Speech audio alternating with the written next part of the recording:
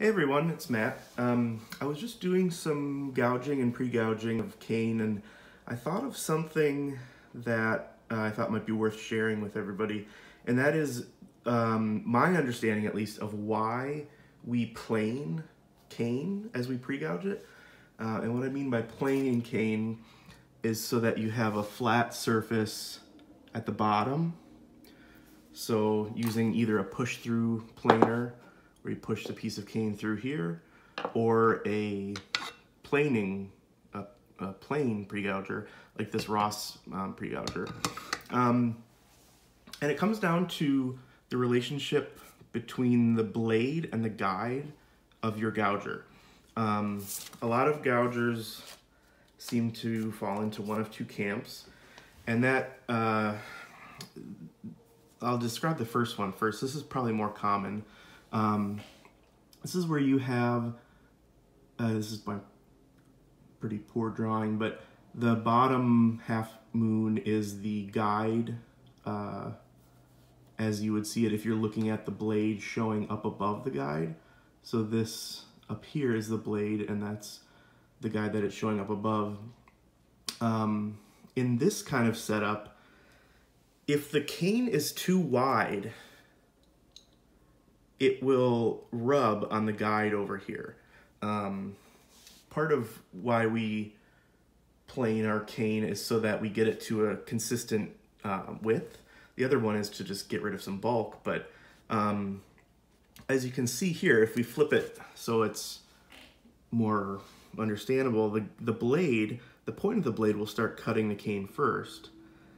And as more and more of the blade engages with the cane, if the piece of cane is super wide, like as wide as a piece of paper, the blade won't be able to get down to the bottom of the cane because the guide will prevent it.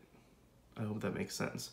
If you're running into this problem, what you'll probably feel is a kind of dull rubbing sensation when you try to finish gouging. You'll feel what's happening is the sides of the guide are hitting the cane instead of the sharp, crisp blade. So that's one scenario. The other scenario is this one. And I haven't seen this as commonly, but this is where you see the guide there, and then that sort of, again, poor drawing, is a different shaped blade showing up above the guide.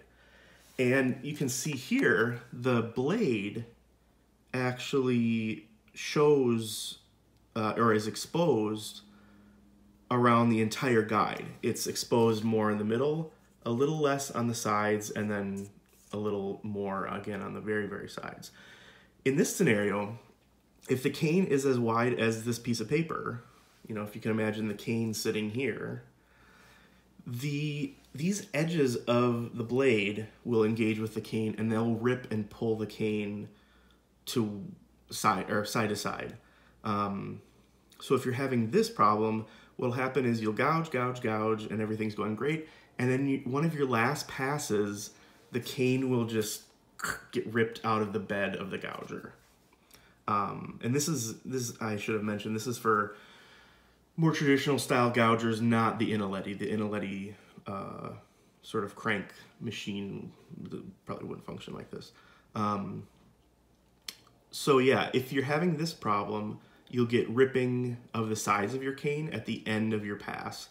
If you're having this problem, you won't finish gouging. The way to fix these is a different video, but suffice to say that we want our cane to be sufficiently narrow for either of these scenarios, and planed flat is how we get there. I use this push-through pre-gouger, and it's an 11 millimeter, I think it says somewhere on here. Oh, maybe not, but it's an 11 millimeter bed. Sometimes this leaves wider diameter cane, or bigger diameter cane, a little bit too wide for some of my gouging machines. And the way to get around this, just to take off a little bit more cane, is what I've done in this, which is to just put a piece of tape in the bed of the pre-gouger, and that will raise the cane up a little bit and allow you to take another sliver off to get it narrow enough. If you want to put 2 pieces of tape in there, that's fine. It just depends on how much extra cane you need to take off. I hope that makes sense. Again, this is only in my experience, but growing up reading a lot of gouger manuals and different things, it was always made very clear that our cane needed to be pre-gouged and planed, but never exactly why. It just said it won't work well if it's not pre-gouged and planed. But I've kind of sort of figured this out, I guess, recently with experimenting with some gougers. So if you have any questions, feel free to leave them below. I just thought this was kind of a cool little thing that I hope helps. Bye.